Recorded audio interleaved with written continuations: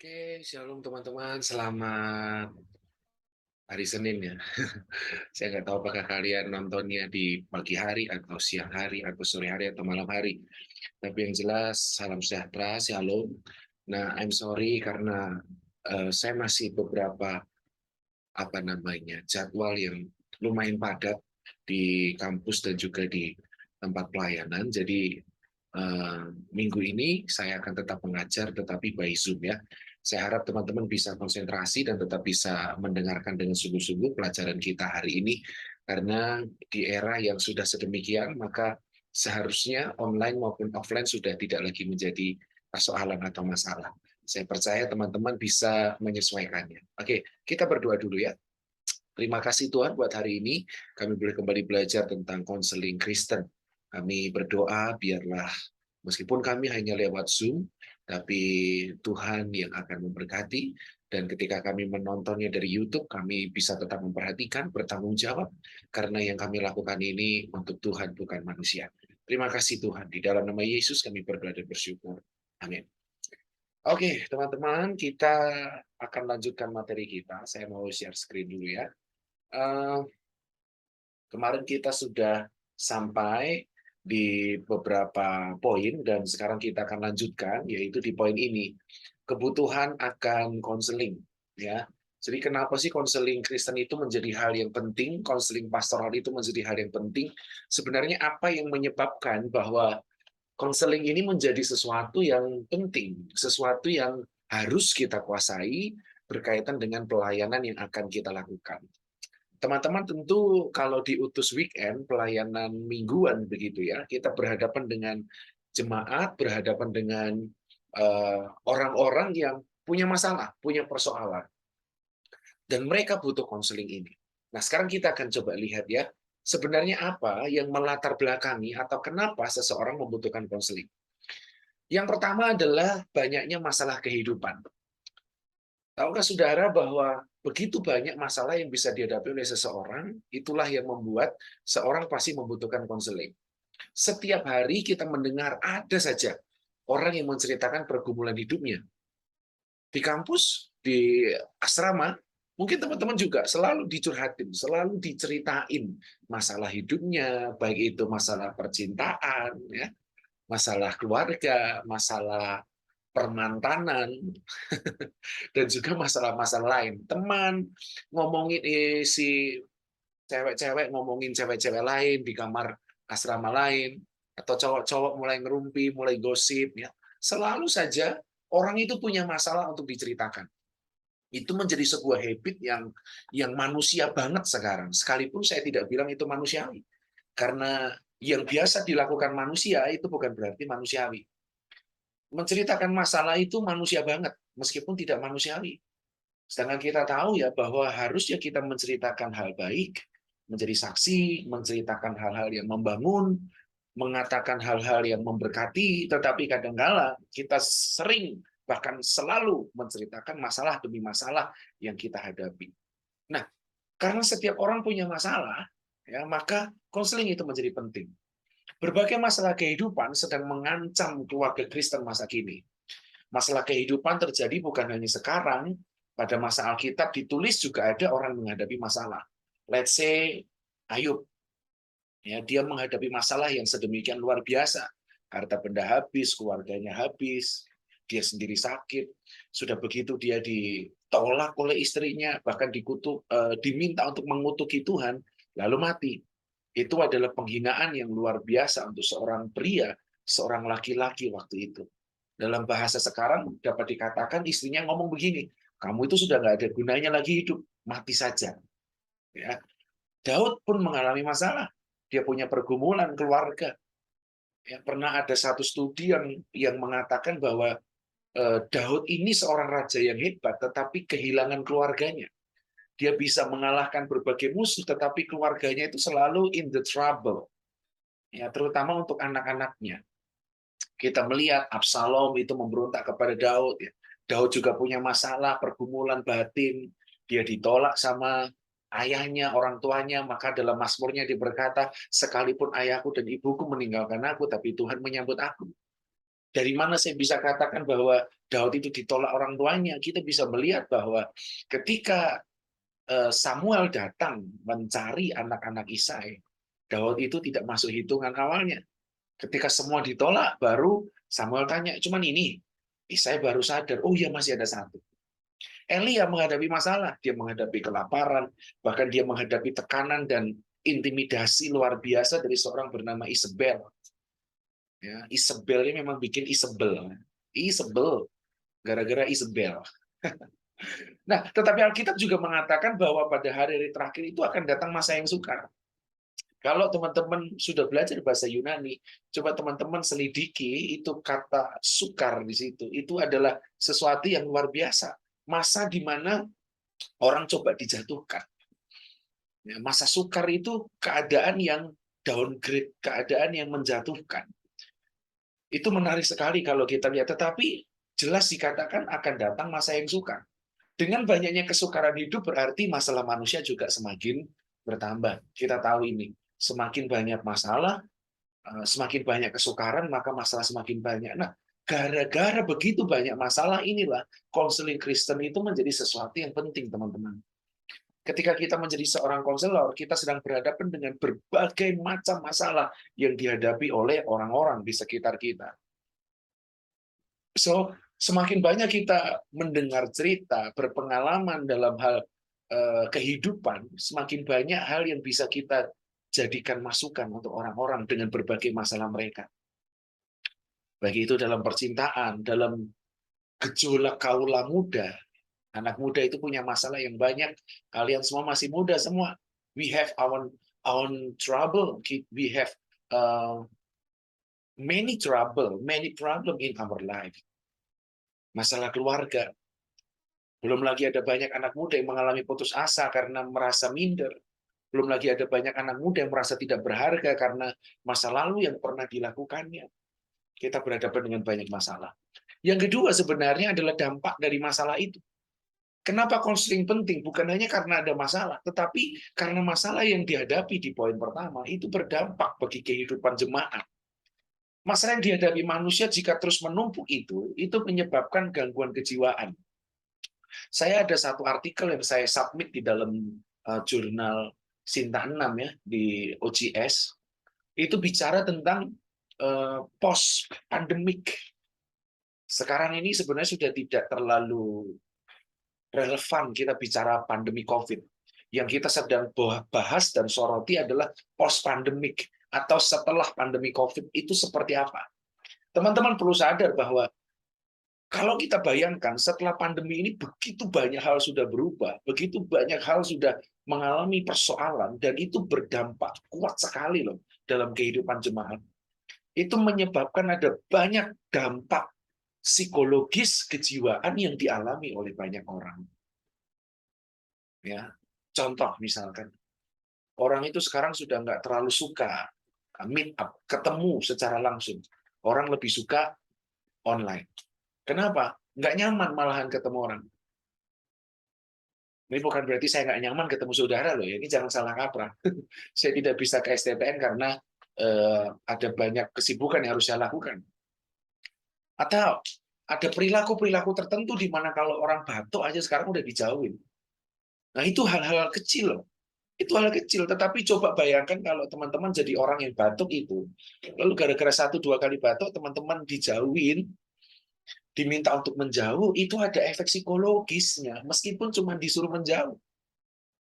Nah, kesesakan manusia pada zaman ini dapat kita rasakan dengan tingginya angka depresi, itu makin meningkat.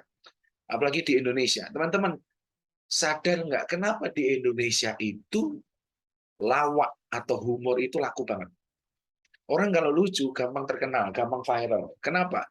Karena masyarakat Indonesia termasuk adalah negara Indonesia termasuk negara yang punya tingkat stres yang tinggi. Punya tingkat kebahagiaan yang rendah. Kalau teman-teman ke Jakarta, kota dengan tingkat stres yang termasuk paling tinggi di Indonesia, teman-teman akan lihat bahwa untuk senyum saja orang jarang. Untuk menyapa saja halo atau permisi itu orang jarang sekali. Mereka pikir dirinya sendiri, ngurusi hidupnya aja udah stres, ngurusin kerjaannya udah stres. nggak punya waktu untuk ngurus yang lain. Sosial itu sudah menjadi hal yang jauh sekali.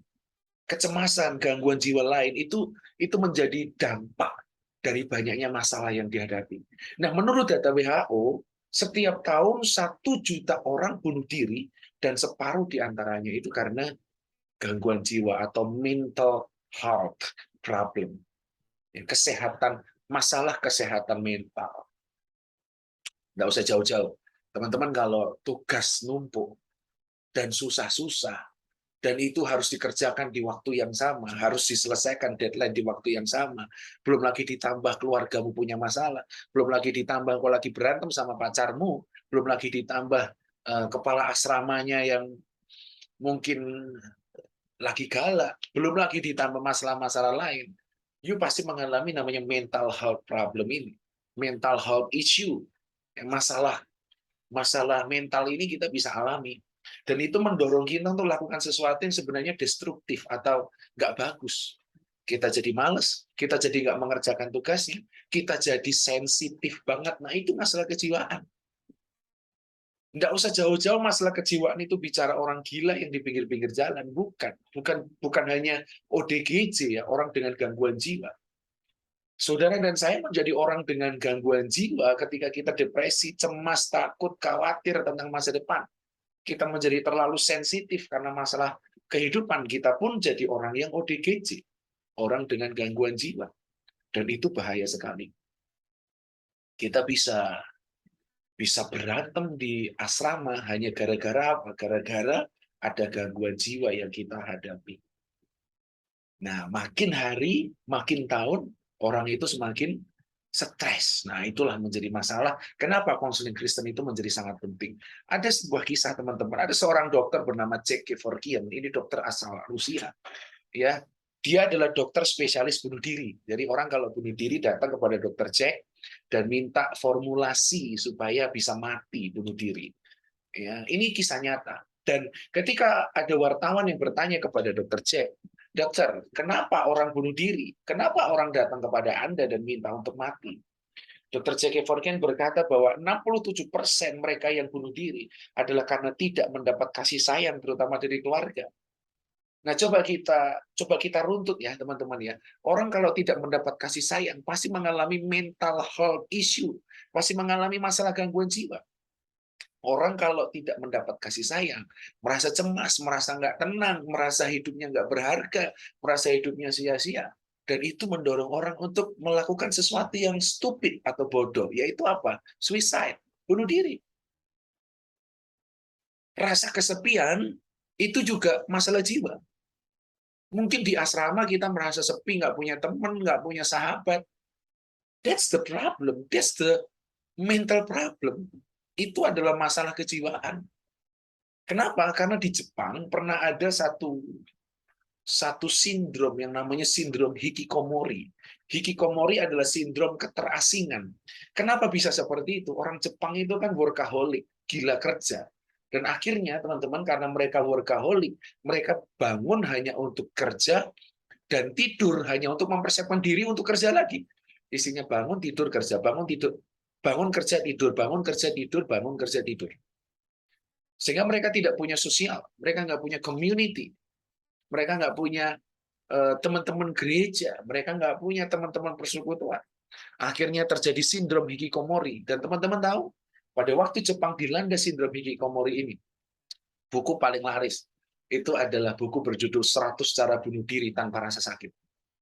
Dan salah satunya adalah membuang diri ke sebuah hutan yang kalau teman-teman selidiki, mungkin googling, ada sebuah hutan yang memang terkenal untuk bunuh diri orang Jepang.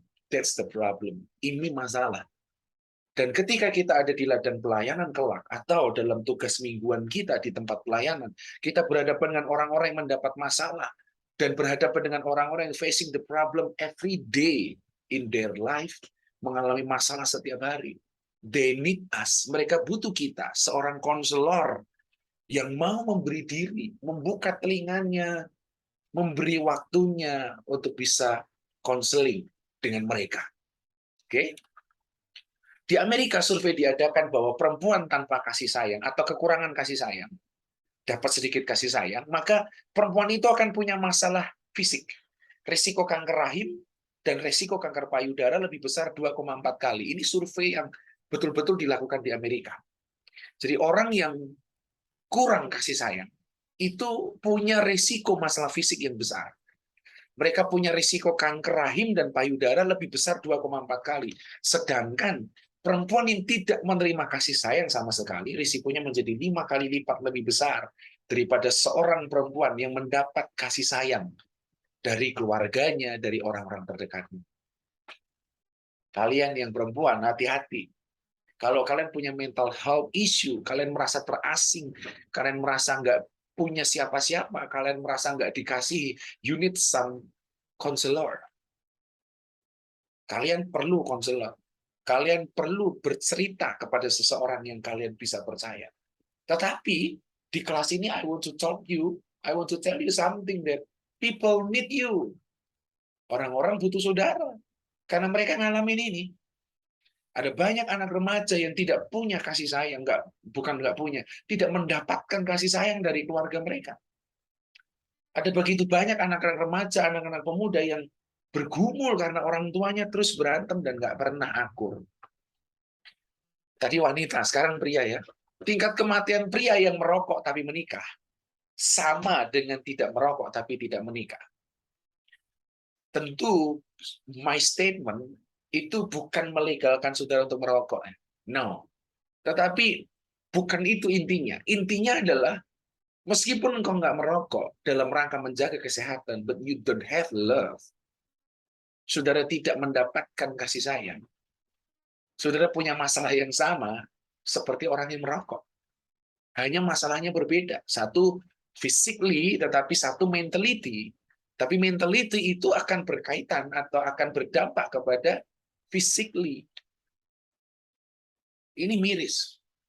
Kalau you adalah pria yang merasa tertolak, you need some counselor. Tapi sekali lagi, people need you. Orang-orang di tempat pelayananmu membutuhkanmu untuk hadir bagi mereka, menjadi konselor bagi mereka. Maka dari buku seorang dokter bernama Joan dan Miroslav Borisenko, The Power of the Mind to Heal, dia bernulis seperti ini, kasih merupakan pemberi sumbangan terbaik bagi kesehatan manusia. Primary contributor to health, to human health. Ya, kasih itu memberi sumbangan terbesar untuk kesehatan manusia.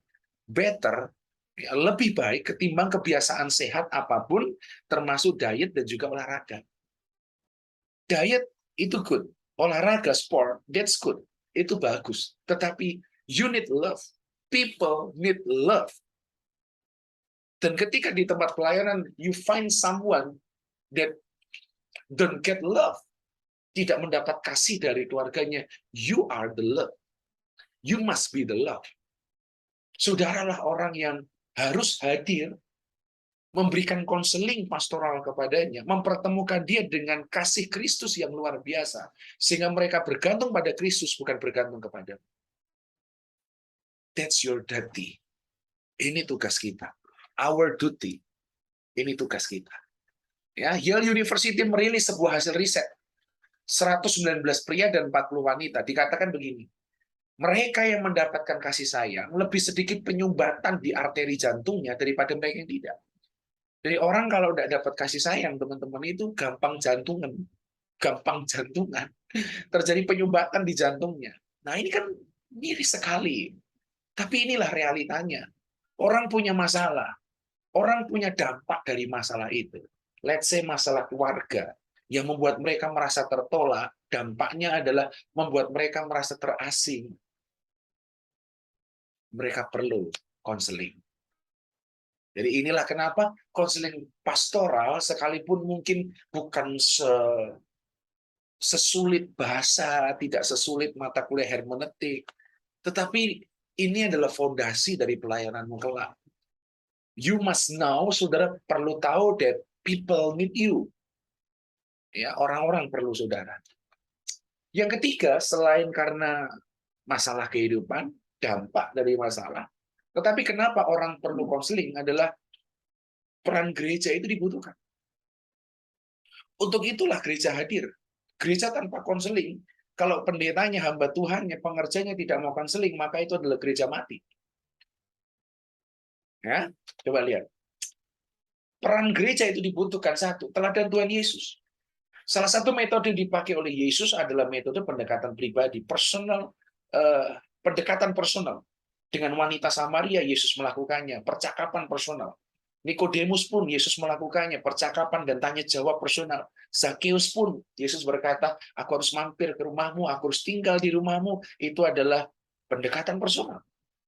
Yesus adalah konselor agung dan penasihat ajaib. Gereja, bukankah gereja merupakan perpanjangan tangan Yesus? Kalau Yesus saja mau melakukan pendekatan personal, harusnya gereja juga mau. Karena gereja meneladani Tuhan Yesus. Peran gereja saat ini dipertanyakan. Gereja hadir sebagai penerus misi dan utusan Allah di dunia. Dalam meneruskan misi Yesus, gereja melakukan hal yang sama. Mungkin pada suatu waktu seseorang tidak tertarik pada khotbah. Sehebat apapun khotbah kita, maybe someday or sometimes people don't need to hear our preach. Mereka nggak butuh dengar khotbah kita. Mereka butuh waktu kita. Mereka butuh konseling dengan kita. Mereka tidak butuh pelayanan mimbar. Mereka butuh duduk bersama untuk didengar. Wah, kalimatnya bagus ya. Kadang-kadang orang tidak butuh pelayanan mimbar, tetapi butuh didengar. Ya, karena yang dibutuhkannya adalah teman bicara, bimbingan, kasih, dan lain sebagainya. Ia membutuhkan seseorang yang memiliki kedewasaan rohani, ya, spiritual maturity, dan keterampilan untuk menolong menyelesaikan masalahnya dalam terang firman Tuhan.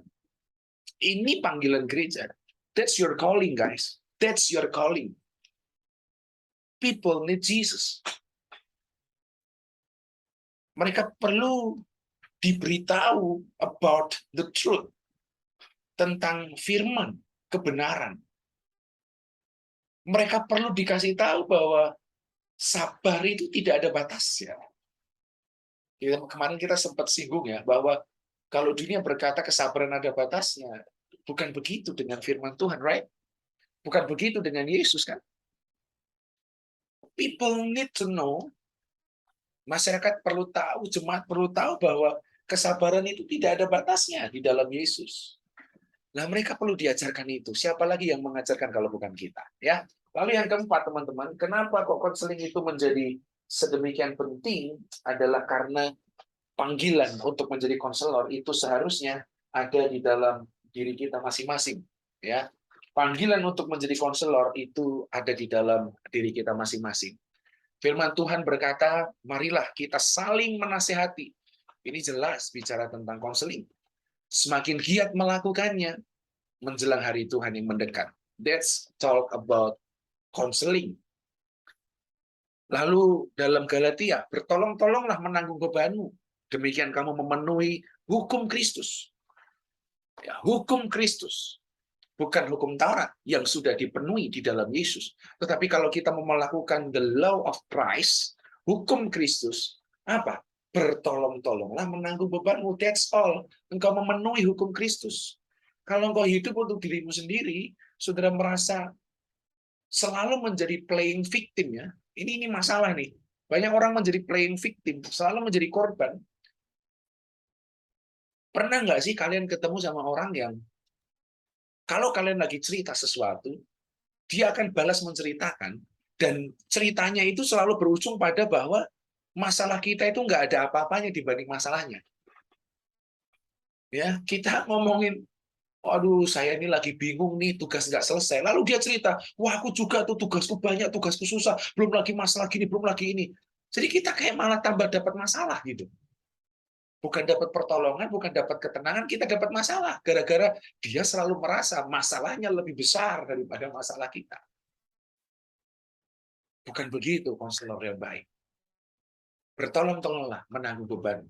Saya doakan sungguh-sungguh, kalian satu angkatan, kalian satu sekolah, kalian bisa saling tolong-menolong menanggung bebanmu. Dengan demikian kalau kamu memfullkan atau memenuhi, fulfill the law of Christ. Oke? Disadari atau tidak, setiap orang bisa jadi konselor. Tapi ketika ketika seorang datang pada kita dan minta saran, secara tidak langsung proses konseling itu sudah berlangsung. Tapi Setiap orang bisa menjadi konselor, tetapi tidak setiap orang bisa menjadi konselor yang baik.